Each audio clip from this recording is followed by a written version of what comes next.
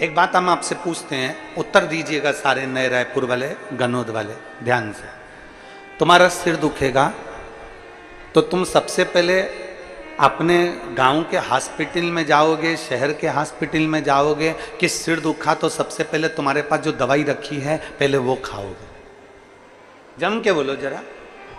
पहले हमारे घर में जो दवाई रखी है, हमारे घर में कोई बाम रखा है, कोई विक्स रखा हुआ है, कोई दर्द की गोली रखी है, कोई टेबलेट रखी है, सबसे पहले हम वो दवाई को खाते हैं, सबसे पहले वो दवाई को हम ले लेते हैं। उससे बंद नहीं हुआ तो हम सिर की मालिश करवा लेते हैं, उससे बंद नहीं हुआ हमने बाम लगा लिया, उससे बंद नहीं हुआ हमने कपड़ा बांध लिया, कपड़े से भी बंद नहीं हुआ हमने अपनी नज़र उतरवा ली, नज़र उतारने से भी बंद नहीं हुआ, 2 दिन हो गए, 3 दिन हो गए तो हमने अपने गांव के नज़दीक में डॉक्टर को दिखाया।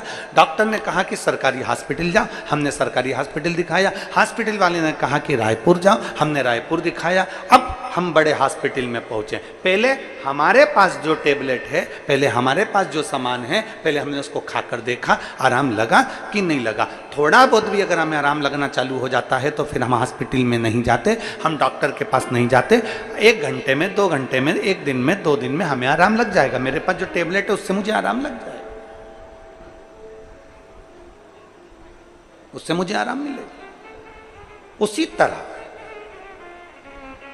जब तुम्हारी जिंदगी में, संसार में कोई नहीं जन्मा जिसके जीवन में दुख नहीं और कर्म की गति का तो भोग भोगना ही पड़ेगा। गुरु की करनी गुरु भरेगा और चेला की करनी चेला। उड़ जाएगा हंस अकेला। गुरु को भी भोगना है, चेले को भी भोगना है। भोगना सबको है संसार में, चाहे हम हो चाहे आप हो, चाहे दुनिया का कोई व्यक्ति जन्म ले लिया हो संसार में, उसको भोगना पड़ेगा। कर्म की गति का भोग तो भोगना पड़ेगा।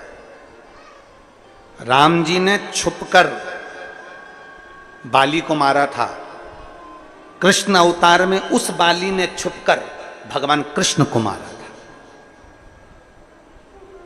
भगवान कृष्ण के चरण में जो बाण लगा, राम अवतार में जो बाण भगवान राम ने बाली को मारा था छुपकर, वैसे ही छुपकर कृष्ण अवतार में उस बाली ने भगवान कृष्ण के चरण में बाण मारा। कर्म का भोग तो भोगना है।